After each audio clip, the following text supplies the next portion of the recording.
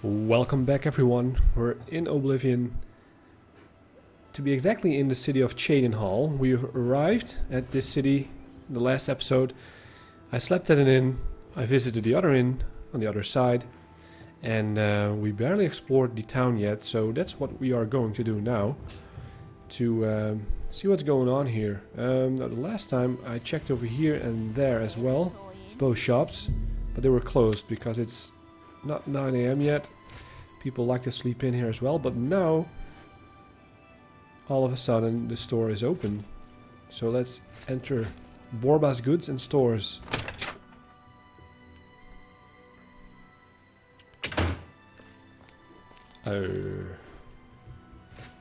What's this with the low ceilings? I have a tiny bit of claustrophobia within these low ceilings and walls coming at me, but I guess it's alright. Okay, you're Borba herself. You named the shop after yourself. Borba Gra Uzgash. Borba Gra Uzgash. We've got everything the adventurer needs. I'm an old adventurer myself, and I know what's wanted. Tell me about the city. I'm retired from adventuring. But you might try the old mine they call Rickety Mine, out east, along the Blue Road. Another possibility in that direction might be Kemen. It's an old Ayleid ruin. You might also look at Quickwater Cave to the north. I cleared it out, but I haven't been there in years. It might have new tenants. So I guess that added 3 map markers, or maybe even 1. She gave me just 3 locations. And she cleared one place out years ago. She was an adventurer too. What do you sell? I offer the finest goods and the lowest prices in all Cyrodiil. I don't need any arrows. What is this? Cowl of the Druid. Drain Blade, attack life. It's not really that good. It is good if you're an archer or an alchemist. Anything else? Clothes, wines, potions? I don't have any money. 1 gold. Only 1 gold coin. A lot of ingredients. Some guides. She certainly has everything. Scrolls, repair hammers. Just double checking that I don't have something to sell. You know what? Take my Poison of the Fool. I don't think I'll be needing it. At least I have 32 gold then. Oh yeah, you can have my guide to Cheydinhal because I'm done with it. Gives me 1 gold. An excellent bargain. Really? Lynch's instructions. What was that about? I don't think I'm done with that. Now I have 33 gold. Do I really want to buy something off her? Maybe a potion? I can only buy a dispel potion. So no thank you. I appreciate your business. You too. I came here a very poor man in Cheydinhal. Okay, she has some books on display. Just the guides.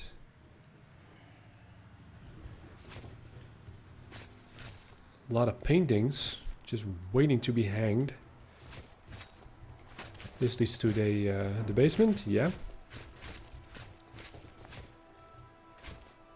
Still while I'm wearing my full armor. Maybe I should have like a city attire, wearing clothes. But then again, you'll never know when you initiate a fight. May your kills be quick and many. Magra Gronebek? Yes? You're the husband of the lady downstairs? That Gruyan Garana is really full of herself. She'll talk your ear off if you let her.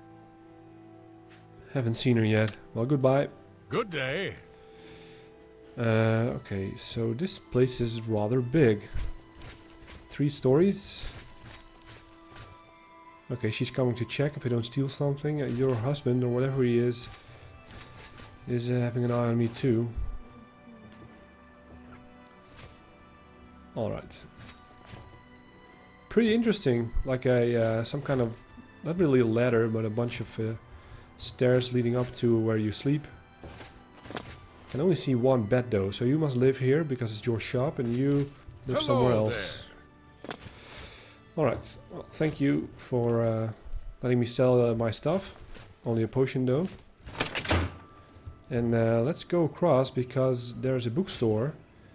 And I'm going to warn you, I might read some books. And that might actually take a while. And it's also pretty interesting because I've been to the bookstore, of course, in Imperial City.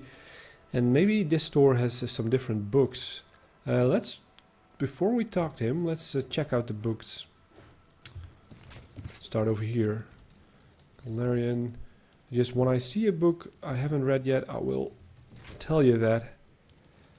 These are just the pretty standard books you see everywhere. Ruins of Kamel Z, Baron Zaya. Maybe there's a new skill book somewhere lying about here.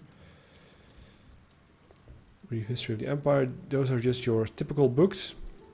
And on this side we have... Ooh, what is this one in the back?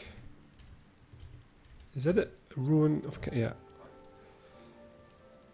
Akavir, definitely a bunch of Akavir books. Spellcraft manual.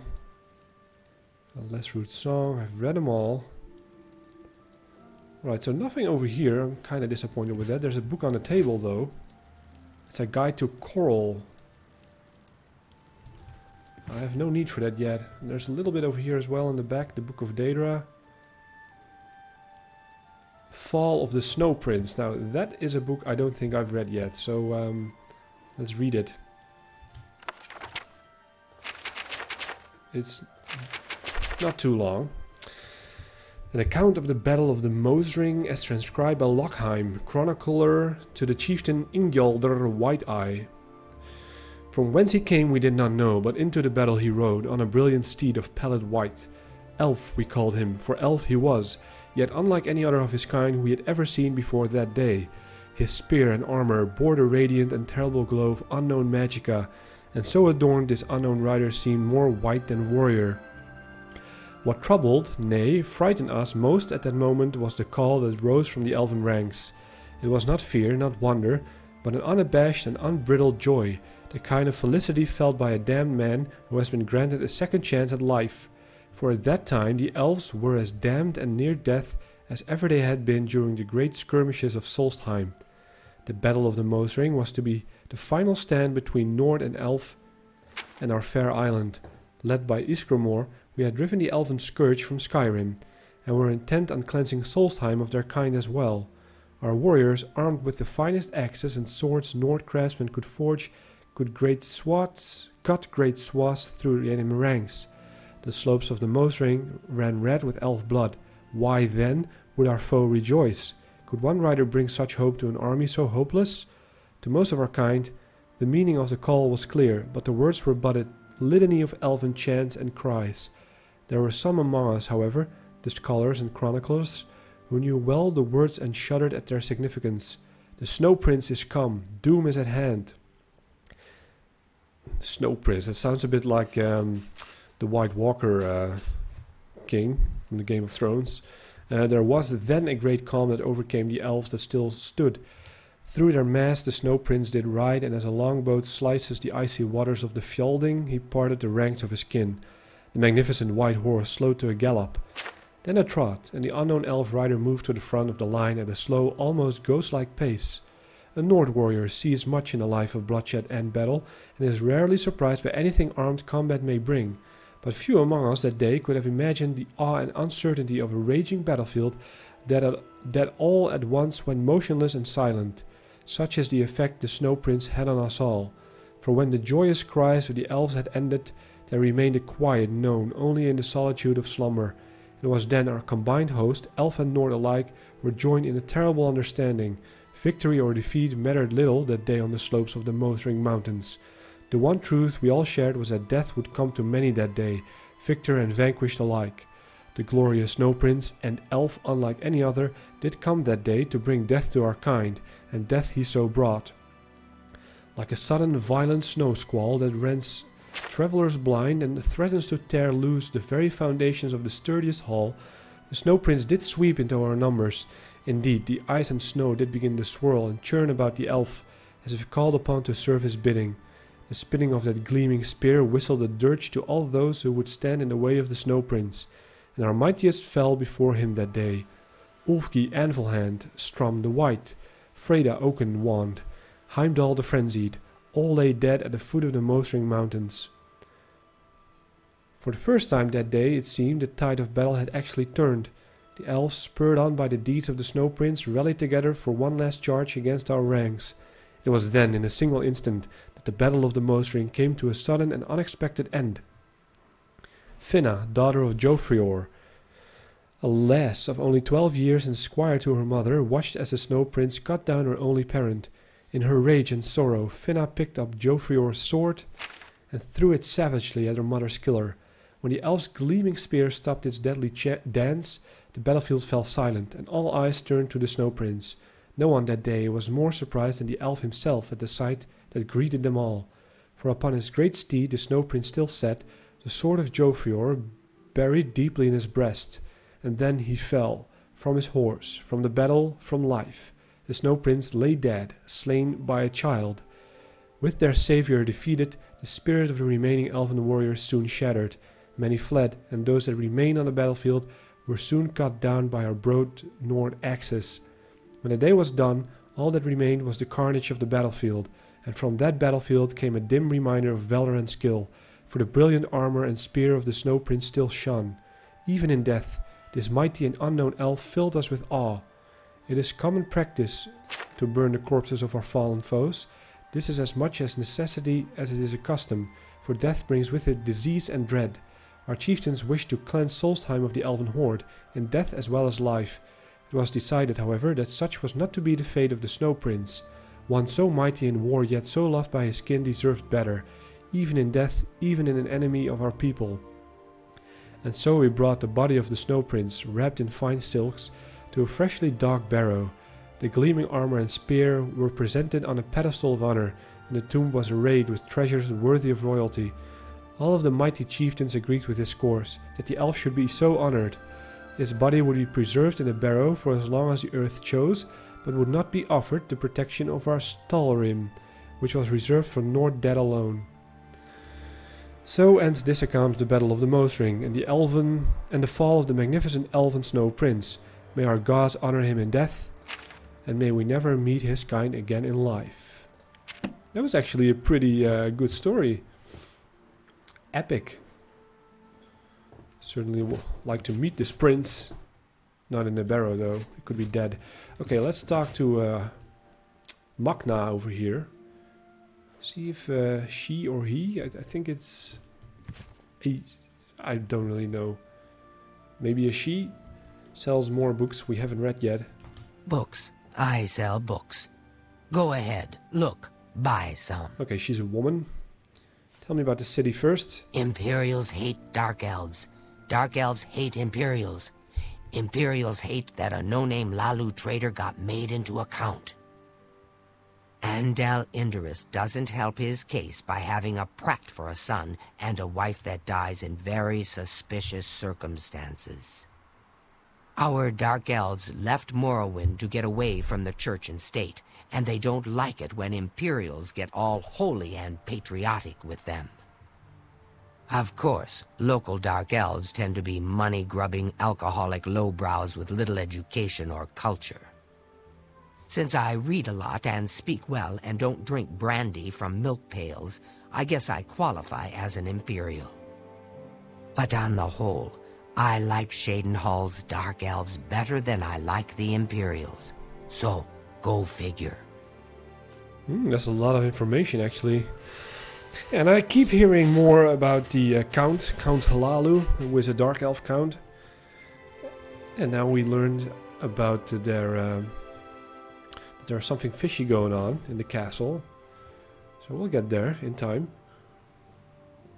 Okay, she also is a trainer. Let's see if we can't teach you a thing or two. Mercantile. Well, I don't even have the money, so even if I would have made a choice, to buy this, doesn't matter. Only quality goods for sale here. What can I interest you in? Okay, let's just check which book I haven't read yet. I don't think I've read Advances in Lockpicking, but I don't have the money to buy that. This is no book, but this is just a scroll. Chronicle of Sacrifice, the money on that thing. Why the hell would I buy that? With all the draining stuff going on. I guess the fire damage is good. Okay, so I have to keep this in mind. This one I just read. Followers of the Grey Fox. I'm not sure if I read that one. It seems logical that I've read that one, but the guides, yeah, I don't need the guides yet.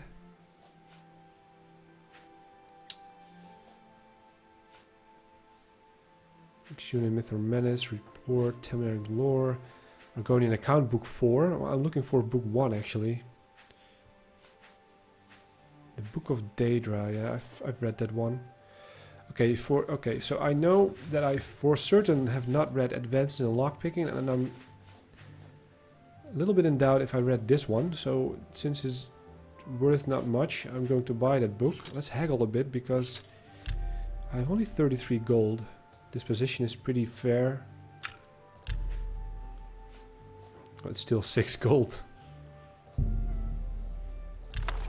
Alright. Tell your friends about me. Yeah, thank you. I might do that. Take care. I still consider myself to not have any friends. Maybe Roland Genseric. Boris, maybe. Where is that book? Let's see.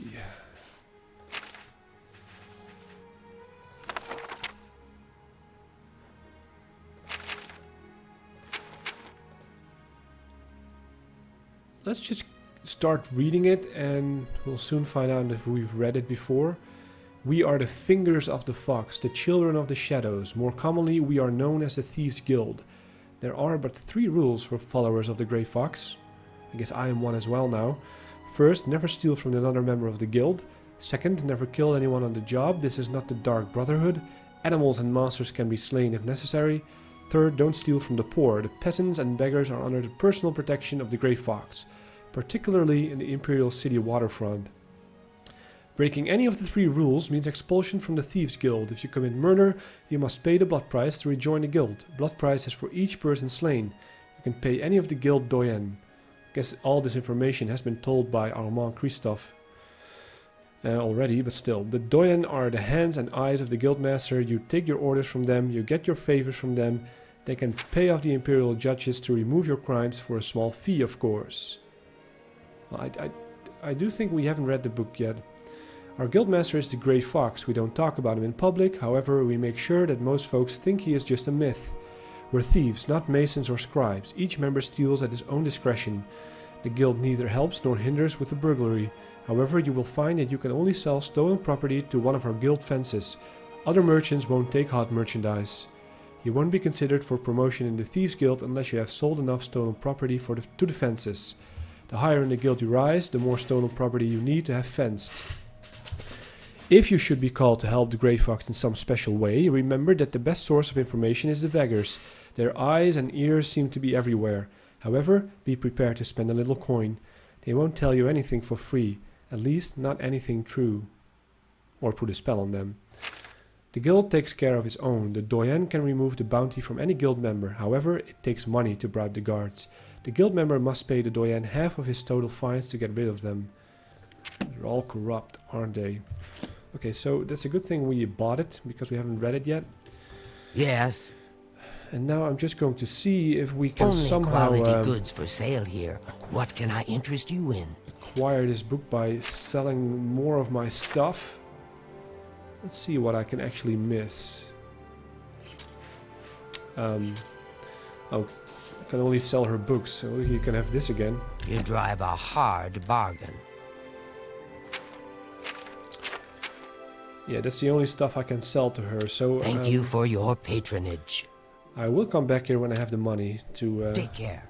buy that other book from her. And maybe it's just lying around here somewhere. That would be nice, like here. Well, it could be. There are more books.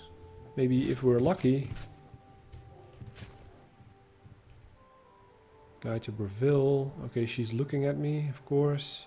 Daedra, Eastern Provinces. Argonian account book. That's Coral. Is that actually the... and I'm mistaking Coral for Quatch. I know that's where the main quest continues somewhere. Coral is actually quite near, like Bruma. Those cities are really quite close to the city. It's just the western side and the southern side that extends pretty wide. Oh yeah, and these map markers have been added. Malada. Oh no, that one was never mentioned by the other woman. She mentioned these, I guess. Quickwater Cave, Rickety Mine, and Kamen. Alright.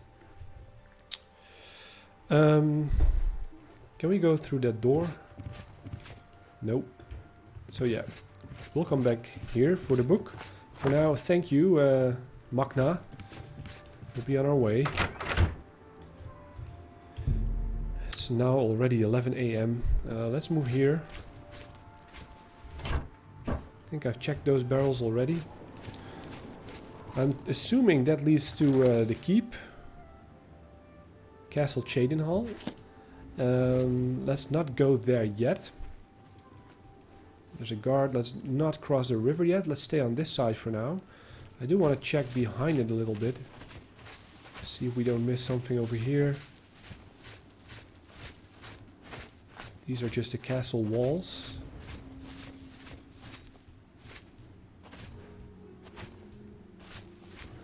Let's talk to him. We're always on duty. Nothing else. It's pretty funny. That's like a hill that's leading up to the castle. Let's check on the other side of this path. I like the banner with all the greens in it.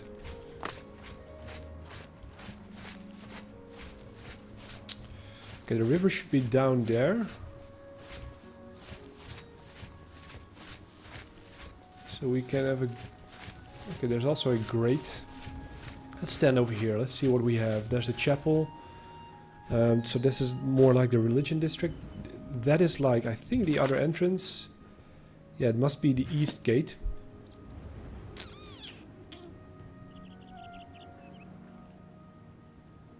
Alright. So now we got our bearings. Now let's check the rest of the town. It's quite quiet here. Nothing much is going on. It's not like the Imperial city. Bustling with people. So yeah, let's go right.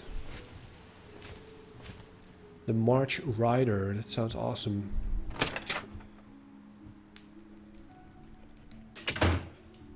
Alright. There's a shield on the wall. And another shield. So this must be an armor. Hello. Tertia Fiducia. The March Rider sells and repairs weapons and armor. Can I help you? I'm Tertia Fiducia. You might. Tell me about the city. Did you know you have the finest horses in Cyrodiil? Right here in town? Black waterside stables. The best thoroughbred blacks. Yeah, I heard that from Toves, the fastest ones. Devira Ramalin is sure proud of the Newlands Lodge. I've slept there, actually. Let's do business. Captain Corden's saber. Interesting. A lot of arrows, claymores, all the stuff I can't afford. I still do want to try something to sell, so that we may acquire the book. Could sell the soul gems. It doesn't give us much money. I don't know when I am able to fill them up.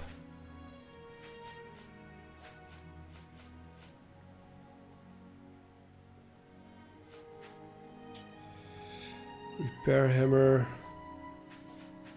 It doesn't give us much money anyway. It's just we don't have much to sell, not even arrows. And I don't want to sell these. So let's just leave it be. For now. Be seeing you. What kind of books do you have? Books I know already. There's one over here. Okay, here is the forge. Looks a bit weird, but okay. Let's check upstairs. Food still on the table. And the wooden door is locked. Alright. Well, thank you, Tertia, for your hospitality. Now I must leave.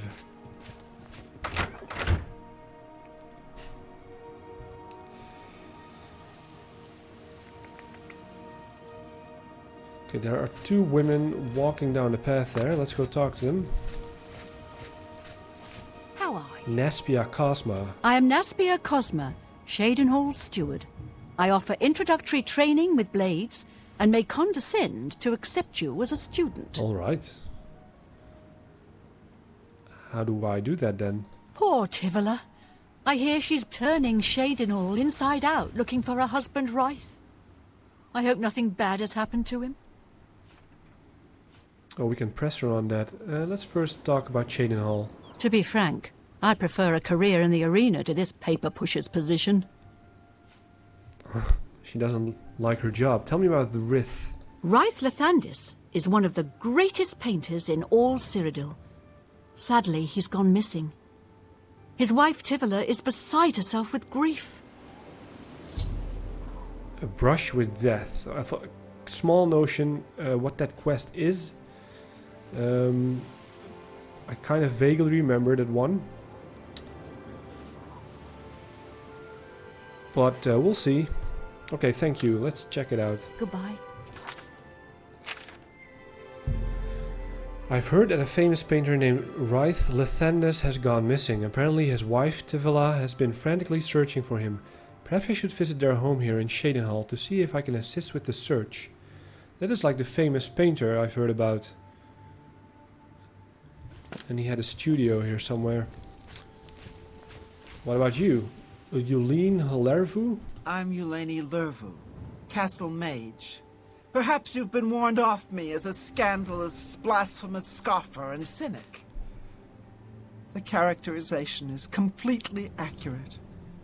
I despise the gods and those who bow before them. I haven't heard about you, woman, so... Don't have to explain. You worship the 9 divines, perhaps? Have they ever helped or harmed you? Of course not. Now worship a Daedra Lord and you get effects. Bad ones, of course, but clear and measurable effects. Oh, you can tell me about Daedra shrines.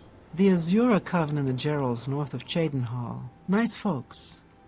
Nothing like the blood-drinking Daedra worshippers everyone raves about. A waste of time, of course, worshipping gods in the first place.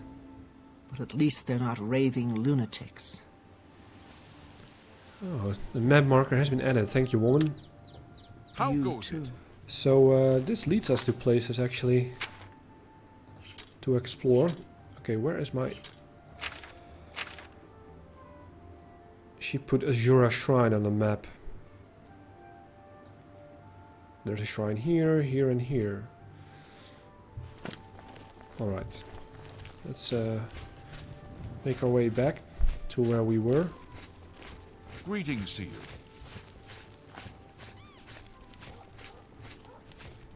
Can hear a dog barking. Let's start over here to the left.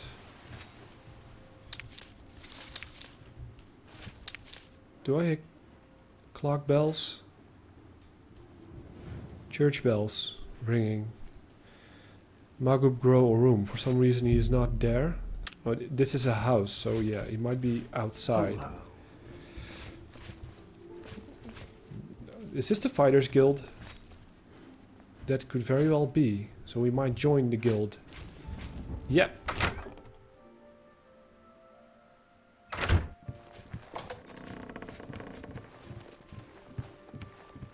There's a dog. Clancy. Tom Clancy?